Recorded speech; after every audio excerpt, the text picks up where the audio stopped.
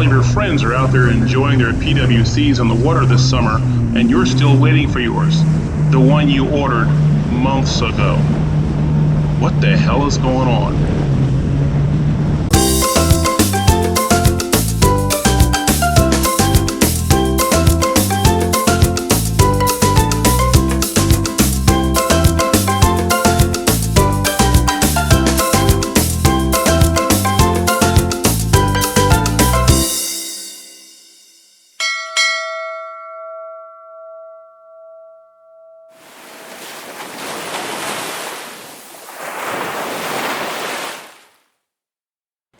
This is Captain Frank with the Ship's Log.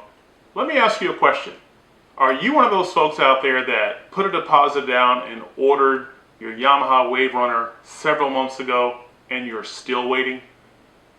Yeah, you're not alone. There's a lot of you out there that are in that situation. And we're going to talk about why that's happening. So it's easy for a lot of people to say, well, yeah, it's because of COVID, and that's part of the reason. But that's not the whole reason. We're going to talk about several reasons why not just Yamaha, but both Sea-Doo and Kawasaki as well are having issues keeping up with the demand. Now, it is true that Yamaha is affected more than Sea-Doo is. Yamaha is affected more than Kawasaki is. All three of them are actually affected by what's going on here, which is making it difficult for all of them to actually meet the demand that's actually out there. So we're going to go through one by one and talk about the reasons why there are issues out there. So without further ado, let's go ahead and get it started. The first one, high demand. And that's been going on for quite a while now. I actually started looking for another jet ski early last year, early 2020. And couldn't find one. Couldn't find a new one. Couldn't find a used one. They just were not out there. I walked into several dealerships. They had absolutely nothing. And eventually I asked somebody, when are you guys going to have some more in stock? And he said, probably October. And those are going to be the 21s. So that's how I ended up getting what I got. I actually put an order in for mine, my 21 model, in August, the very first day the dealerships were allowed to take orders, and it was delivered in October. And boy, am I glad I did, because honestly, if I had waited just a few more months, I may not have gotten it. I know people that put orders in for machines as early as January, and they still don't have them. And the bad news is, it was just a couple of months ago, Yamaha sent a letter to their dealers that said, hey, there's 15% of the stuff that we promised you on the Waverunner side, we're not going to deliver. 10% of the stuff that we promised you on the jet boat side, we're not going to deliver. That means some of those dealers have people that have put orders in for either a jet boat or a Waverunner, and they're not going to get it. What are they going to do? Don't really know. But if you're one of those folks that's still waiting, you might want to check and find out what kind of situation you're in there, because your dealer may not even get the machine that you ordered. And obviously, if the dealer doesn't get it, they can't deliver it to you. But, and again, Sea-Doo and Kawasaki are also affected by these, but the worst is definitely Yamaha. I have not heard anything about Sea-Doo or Kawasaki actually canceling any orders. So, but they're having issues as well. So let's talk about the reasons why this kind of stuff is happening. Okay, sure, COVID is responsible for some of it. They're responsible for the high demand. You know, when everybody was all of a sudden, we couldn't go out and do all the things that we wanted to do last year, one of the things you could still do and be socially distant was to get out in the water and have fun. You can still jump on your jet ski and go out and have a lot of fun. You can still jump on your boat with your family and go out and enjoy a wonderful day. So all of a sudden, people shifted from doing all those things that they used to do indoors or in large groups and said, hey, let's get outside and have fun there. So any outdoor activities, people just sucked everything up. Whether it was boats, whether it was jet skis, whether it was bicycles, motorcycles, that kind of stuff, all of a sudden you couldn't keep them in stock. Well, let's talk about the first thing, COVID. yes, COVID is responsible for some of this, or COVID is partly responsible for this. We all know that a lot of companies suffered because of COVID. Employees couldn't come to work. Some people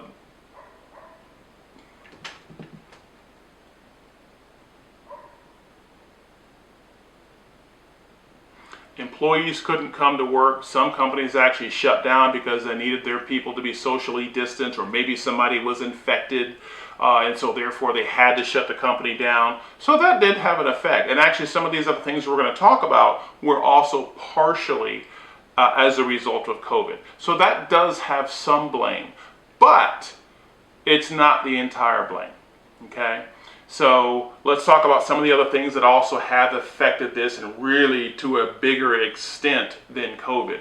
One of the biggest things has been the supply chain disruptions. Some of this, sure, due to COVID. You've probably heard that, yeah, there's a shortage of truck drivers. Because of COVID, everybody's at home.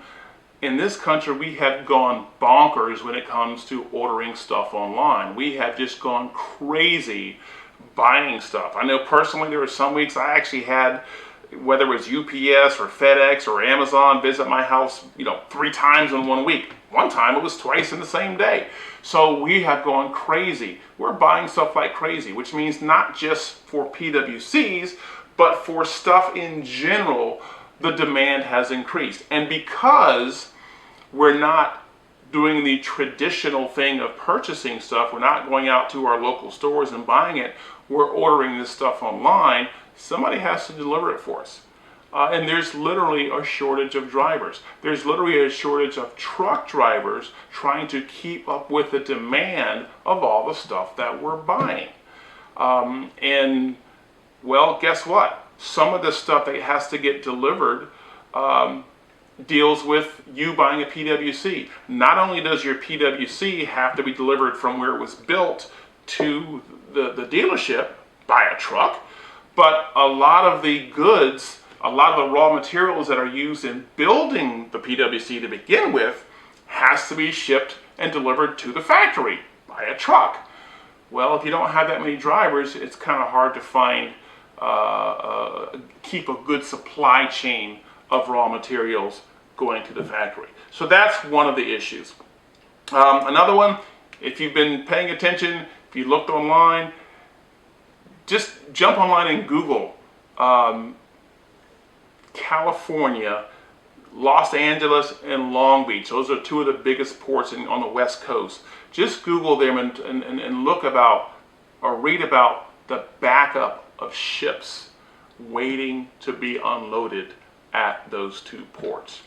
There are literally, normally when a ship would come into that port, a couple of days turnaround, it's been unloaded, possibly reloaded, and it's back out going to wherever it's supposed to go. Nowadays, and for quite some time, we've had issues where ships have been anchored off the port for days or even weeks, just waiting to get unloaded. This goes back to all the stuff that we're buying again. And there's been a huge delay in raw materials or products being delivered to us in the United States on the West Coast because of that. So if you've got a factory that's trying to build your PWC and they need some type of a raw material from some other country to build that PWC, and it's sitting on a ship out there instead of being delivered to the factory, well, guess what? They can't build your PWC. And if they can't build your PWC, they sure as heck can't deliver it to you. How long is that going to be going on? Who knows? But it's still going on today. It has been going on for several months, and it may continue to go on for several more months. We just don't know what's going to happen there. Okay, the next thing. I know this was several months ago, but you all probably saw on the news back in, I think it was January, Texas got hit by a huge ice storm. Now, what does that have to do with getting that PWC that you ordered in your garage? Well, In the case of Yamaha, and possibly Sea-Doo, possibly Kawasaki as well, some of the chemical plants that create the raw materials that they need to build those units are in Texas. Some of the plants that create or manufacture the plastics that are used, the adhesives that are used, they are located in Texas. We all know that that storm shut a bunch of businesses down for quite some time. But not only that, even once the storm was gone, the ice was gone, weather returned to normal, there was a lot of damage at some of those facilities that had to be repaired before they can get back online. So now you have some of these facilities that are shut down for multiple weeks. They're not able to produce whatever raw material that they produce, and therefore they're not able to ship it to their customers, i.e. Yamaha, Sea-Doo, Kawasaki, and that's now putting them in a bind and building that PWC for you. So yet another issue that we have there. And this one's just my opinion, but I think it's really related to all of this other stuff that we talked about here, just-in-time shipping. Now, years ago, the big thing for manufacturing processes was just-in-time shipping.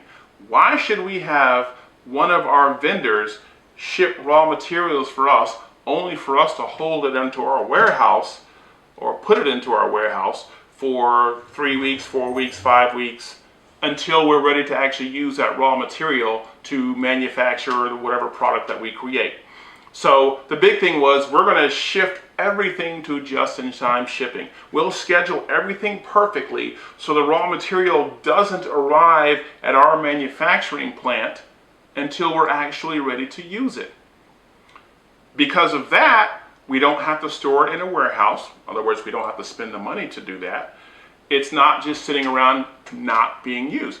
Definitely makes a whole lot of sense. Definitely looks good on paper, but as soon as you have one of your vendors that has a little hiccup in their process, and all of a sudden they can't deliver you raw materials for a certain period of time, now that puts you in trouble.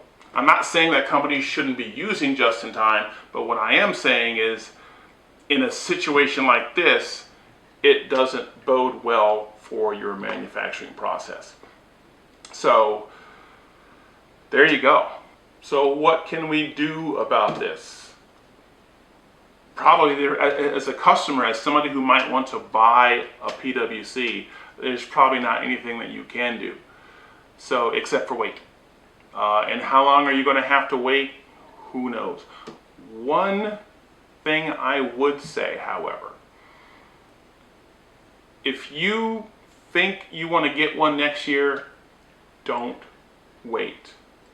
Do what I did. Put your order in as soon as it's possible to put an order in for a 2022 model. Especially if the folks that didn't get one couldn't get one this year.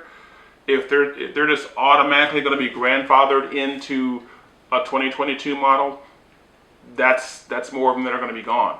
Each of these facilities only has a certain amount of capacity as far as how many of these machines that they can create, how many they can build. I don't know what it is, but there is a limit.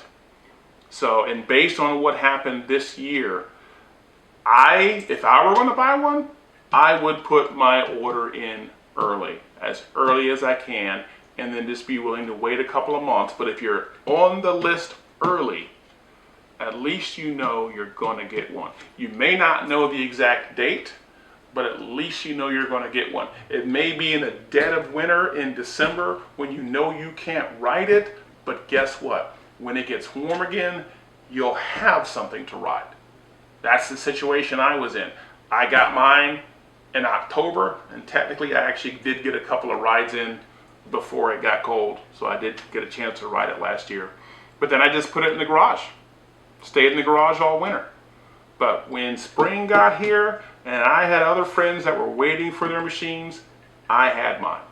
So, just my advice, if you know you're going to get it, you know you want it, don't wait, put your order in, and hopefully you'll get it and be able to have a lot of fun with it next year, just like I am. So, just my advice. You may have a different idea. What do you think? Do you think these are legitimate reasons? for what's happening. What do you think about people price gouging? I mean, every now and then you'll see that somebody will have one that's got, you know, low hours, or heck, even high hours in some cases, and they're just asking exorbitant prices for it because they know that there's none out there to buy. So what do you think about that? Would you do that? Would you be willing to pay $5 grand more for a machine just to get it today as opposed to waiting for it?